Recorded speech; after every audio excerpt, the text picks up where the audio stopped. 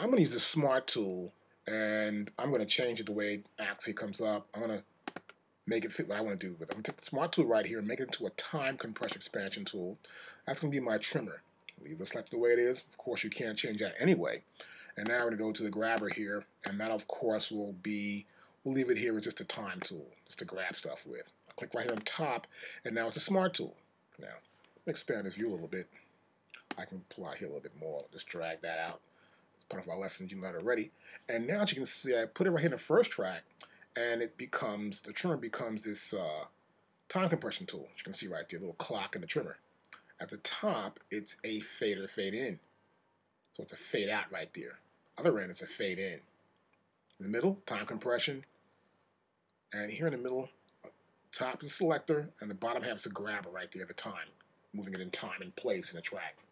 Now, I'm going to make all these bits and pieces I have here. It's already loop. They already loop. I'm going to turn them into the same tempo. And I make them all fit in, then add some fades, like a little DJ mix or something. So here we go. I'll play this first beat. Say what? Say what? Okay, got that. Now, I'll take this, I want to make it the same tempo. Look at my grid. First I want to know is what the tempo of the grid is. I'm in grid mode. See this here? We're in grid. Not relative, but grid. I'll click right here. And now, see this here? This is my BPM. I want to make it map to 100 BPMs. That's better. Now, I grab this file here, and I want to make it fit the grid. Now, I want to make sure that I'm looking at this as bars and beats. I've grabbed it, and you see here it says that's 2 bars and 3 measures and change. Now, listen back in. 2, 3, 4, 1, 2, 3, 4. Okay. As you can see, that's a 2-bar phrase. And to fit 100 BPM, it's going to have to be much, much faster. So I'll go to the edge here and make it fit 2 bars. Remember, the grid is set for it already. There you go. That's 2 bars right there.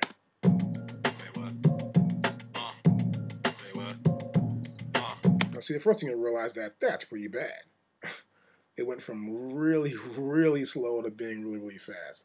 That's the first problem you're going to have whenever doing time compression. So you got to make sure that you make it fit.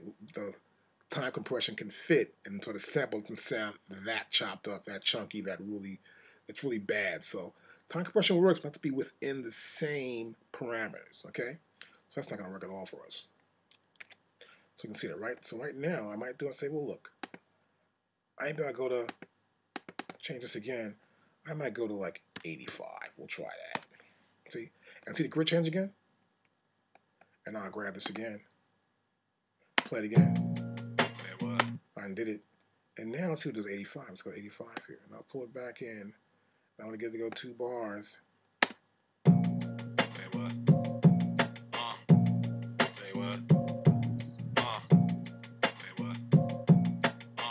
Now the reason why it's looping, of course, is because we've got it selected here.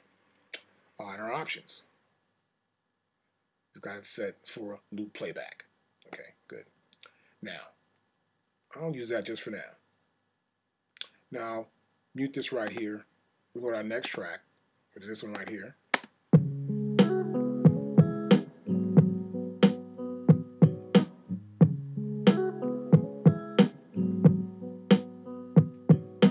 That's 4 bars. So what I want to do is move this up here and make it probably blend with the other track. I think what I'll probably do is make it the last bar. And move it back here so it goes there. And you can see how the grid looks here. Each grid is separated by 4 divisions. So it's a quarter note grid we're using here. Great. Now, what I want to do here is make this one fit. And see, it says here that that's 7 so far. So I probably got to speed this one up somewhat, right? So this one should be, let's move it back here and make sure I'm at here. It should be 8 bars long. 1, 2, 3, 4. 2, 2, 3, 4. 3, 2, 3, 4. 4, 2, 3, 4. Right. So here already it's 7 from this in this grid. So I'm gonna probably move it up here. Make it start on the 3rd measure. See, I'm starting from the 3rd measure there. I need to stretch it out.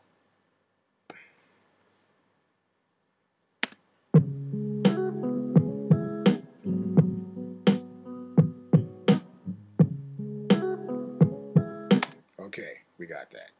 Now, let's mute this track. Now, we'll do the bottom track here, which is called Gone. At the top of this one. Okay, this is like a 4,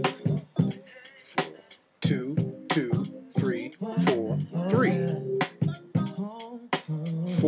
4-bar loop, okay? So we're going to grab it and we'll see what it looks like. Now, see here? It's too short for this 85 BPM.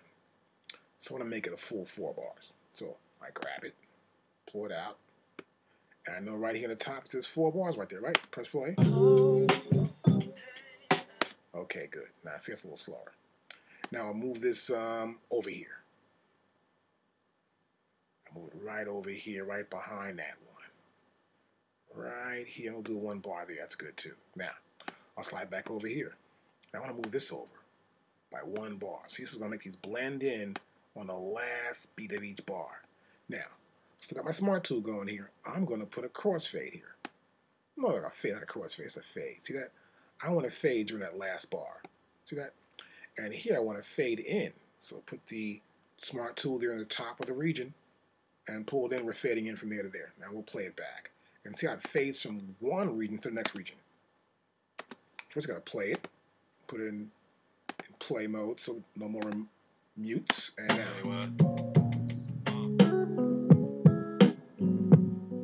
so I can move it back further to get a better idea.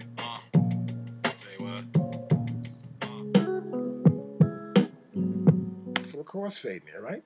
So I'm going to do the same thing here in this one. I'm going to go back and move this. Let's see, this starts on, let's see what it starts on. This starts on the 3. That's perfect. I'm going to go here, at the top. Moving it slightly there. See that? And then the same one here. Just want to get that blend between the two of them. There you go. This is like a crossfade, but since we're actually fading in and fading out on each separate track. So here we go.